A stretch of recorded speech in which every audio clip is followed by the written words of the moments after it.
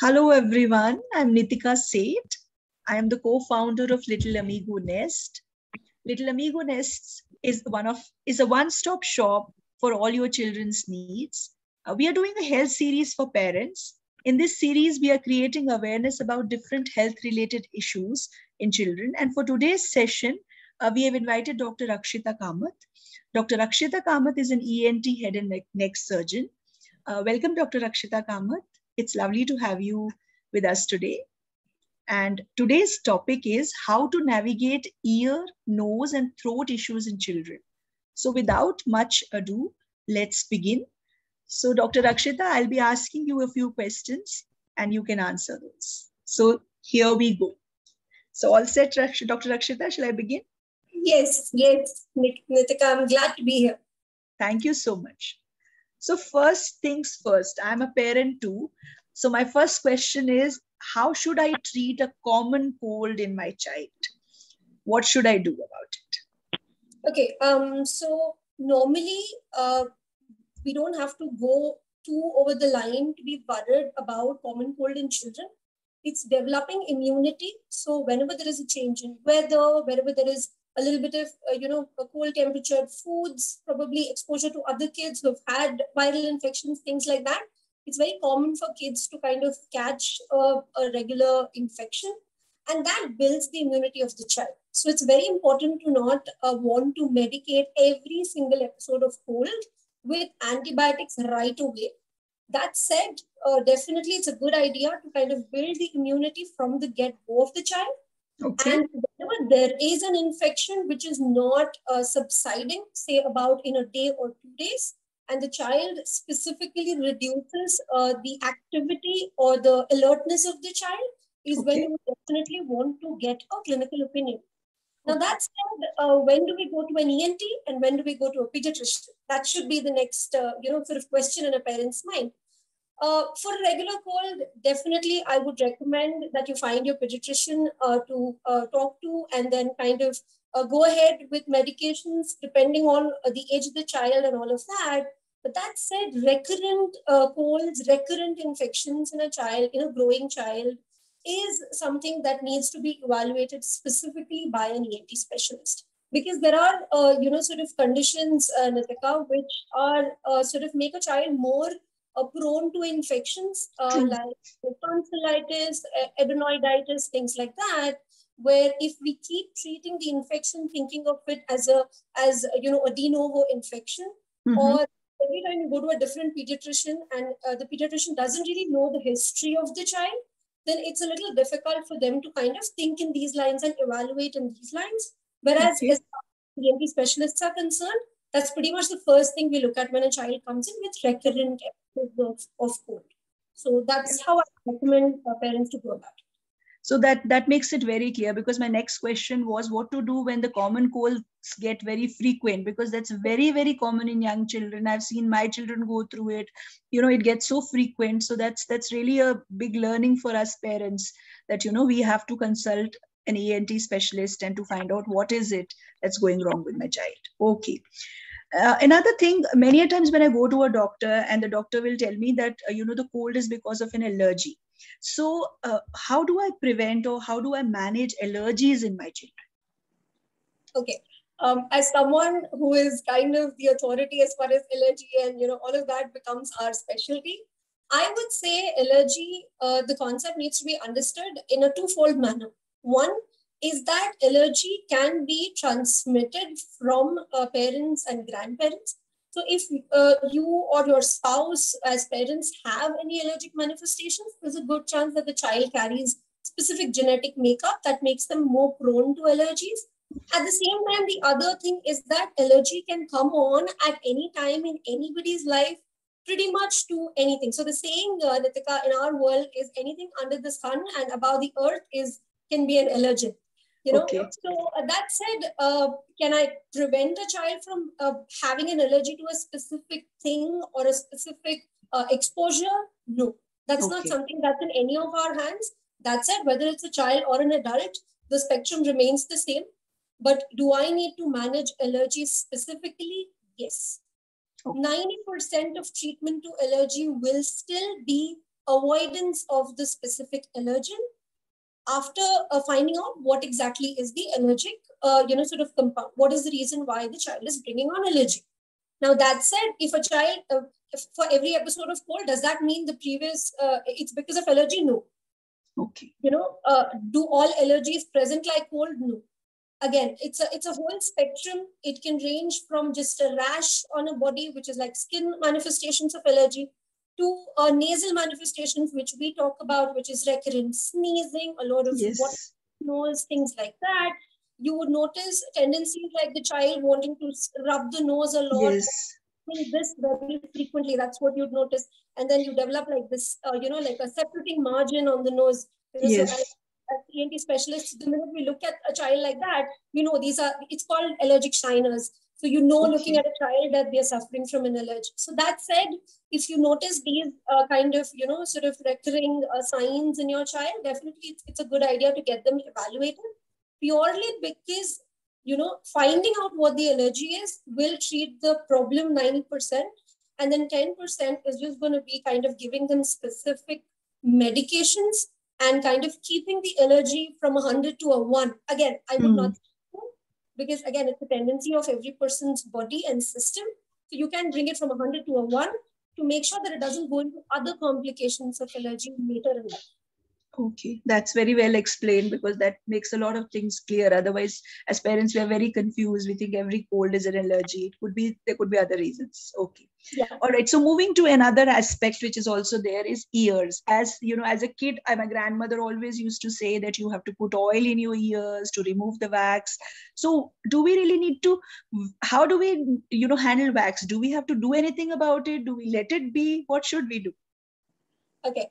So first off, this is like a saying in my clinic, in my hospital, Nitika. I usually say anything other than my otoscope. That's the instrument I use to look at the ear, or anything that I put in the ear, nothing goes in. Okay. Absolutely nothing goes in. Whether it's a child or an adult, that's just how it goes. Because it's like this. So a very easy way to explain it to children is to tell them that if you don't want a cockroach or an ant inside your ear tomorrow, don't do anything. Okay. You need some amount of wax to be there in the ear to make sure that, one, it's always moisturized, so that the skin does not have any, problems because of, being dry and things like that, because it's obviously like a closed cave kind of a situation. Okay. And the other thing being that it prevents things like dust or even foreign bodies, like, little animals, dead animals, insects and things like that, to get kind of stuck inside or go inside and things like that. So there is a very important protective function of wax. And this is a very, very important thing that parents and even adults need to understand, that the wax clears out by itself.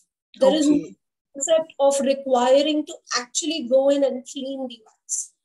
There is a certain movement that the cilia, we call them cilia, that's like very tiny hair inside your ears. Okay, it's also called vibrissae, when it's on the outer side. This hair will allow all of the wax to move at a specific rate, which is healthy and which is required for everyone. Now, that said, there are some people who do have tendency to have excessive wax buildup, in which case you would look for symptoms like, especially in children, you would look for symptoms like the child itching the ear a lot, trying to put their fingers or things around in the ear, very frequently, and also specifically a little more after a shower. Why? Because the wax tends to get a little swollen up once we come out of the shower. That's the time the child will specifically, they kind of touch their ear very frequently.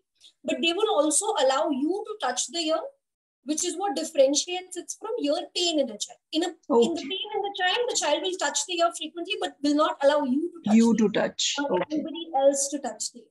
Whereas in the case of a wax, the child will touch the ear very frequently and will be comfortable even if you touch. So in such a situation, what do you do? Normally, after a shower, we ask parents to take a cotton cloth, to turn the child's head towards the cloth and just rub on the outside. Just rub on the outside, and that movement itself, whatever buildup is there on the outside, will get cleaned up. Why do we have earbuds? So if you read the box of the earbud, it clearly says it's not for use on the inside. It's only on the outside, which is on the outside. So that's what. Now that said, say I do that and still there is a buildup and still I can see some blackish thing. What do I do? The next thing would be there are specific ear drops that can be used. These are all prescription drugs. So you can go down to an ENT specialist. They will have a look and see what is the level of buildup, Nitika. Only if that buildup requires your washing, what we call syringing, which is just putting water in the ear a specific way and clearing it out, or it needs to get softened out by earwax softeners. Only then would you be prescribed that and then given the care. But at the end of the day, keeping the ear dry prevents us from all kinds of ear diseases and ear problems. Good. So that's a very good tip, doctor. So now moving on to the next thing, you mentioned briefly about it also. What should I do if there is a foreign body in my child's ears or nose, or accidentally my child has swallowed something? So what should I do? It's a medical emergency. What should I do? I think that's the majority portion of the children that we see in our ENT OPD every single day, even in the emergencies for that matter. Now, what would you consider an emergency? Two things. One, if the child is putting something in the ear and the child immediately after putting something in the ear is having difficulty breathing, wheezing, hiccup-like, it looks like the child is having a strange hiccup-like thing, all of that would definitely be something that requires an emergency evaluation. And in smaller children, we say the child becoming, restless and also sometimes even pale and bluish in the fingers and the lips and things like that. That is what I would call an absolute ENT emergency and needs to be dealt with by an ENT specialist in an emergency room.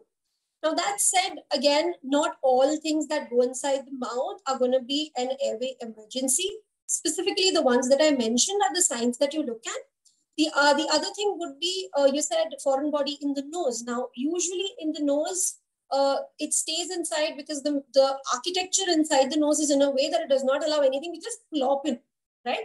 But that said, if it's going in and the child kind of snorts it back in, it could still go down and become an airway emergency, right? So that's that. And apart from that, if it's in the nose and it's causing a lot of bleeding and that bleeding gets aspirated, yes, then definitely that would fall into the category of a foreign body emergency in the nose.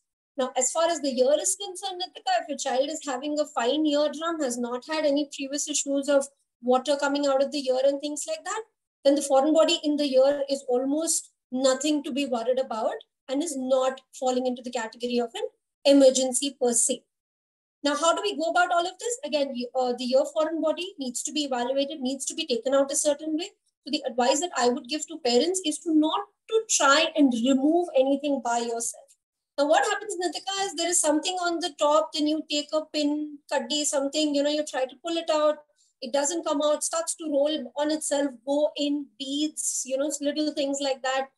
The minute we push it beyond and, the natural constrictions of the ear and things, it becomes more difficult to take it out. So much so that, Nitika, I've had small children in the emergency OT, in the operation theater where I have to kind of really put a general anesthesia and them to remove something which was in the ear, which could have easily been removed, had nobody probed it in the first place. The other thing being foreign body nose, again, same dictum. Please do not try to remove it and push it back. Like I said, gets snorted, gets plopped in and goes into the airway, becomes an emergency. 90% of nasal foreign bodies are not per se something to be worried about on the immediate aspect, but definitely the sooner it is removed, the better. So you would go to an ENT specialist to get that removed. And as far as, putting something in the mouth, things like coins, beads, the worst of them is button batteries, the small batteries inside the watch, button batteries, that's like the worst. That's like an ENT nightmare as well. So things like that. Again, one, look for signs of, choking, difficulty breathing in the child, in which case do not think, please go to your nearest ENT to get it taken out as soon as possible. But if the child swallows it and the child is playing around and the child looks otherwise okay, no signs of any breathing issues per se, then the child still needs to get evaluated and get it taken out.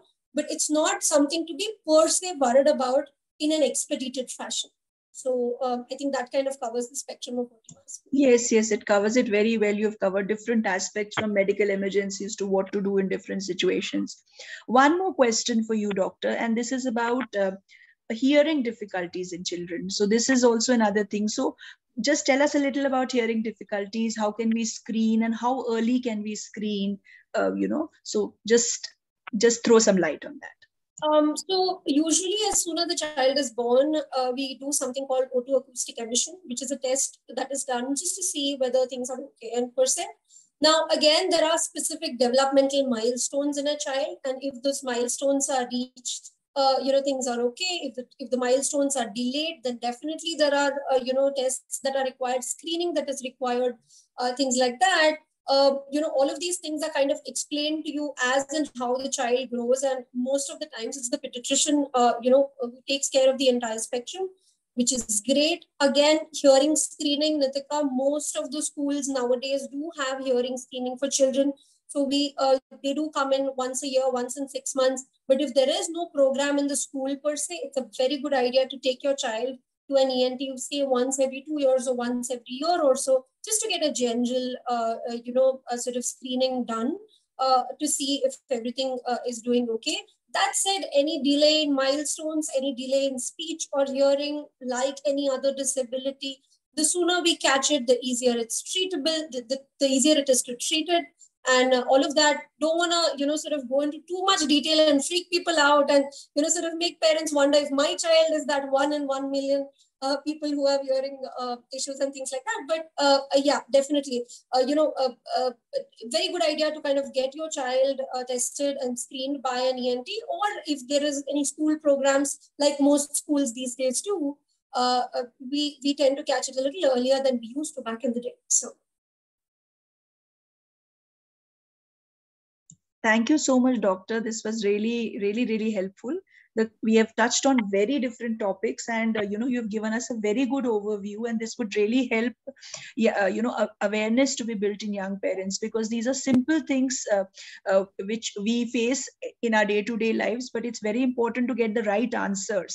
Otherwise, we keep struggling and we keep going back and forth and keep listening to grandmas and so many other garke nuske that keeps going on. So that's really very nice. So thank you, doctor. It was really nice having you. It was really a pleasure. We look forward to more series, and we'll connect with you for more such sessions. Thank you so much. Thanks, Ajay. Sure. Thank you. Thank you, Nitika. Thank you for having me. Thank you. Bye-bye. Bye.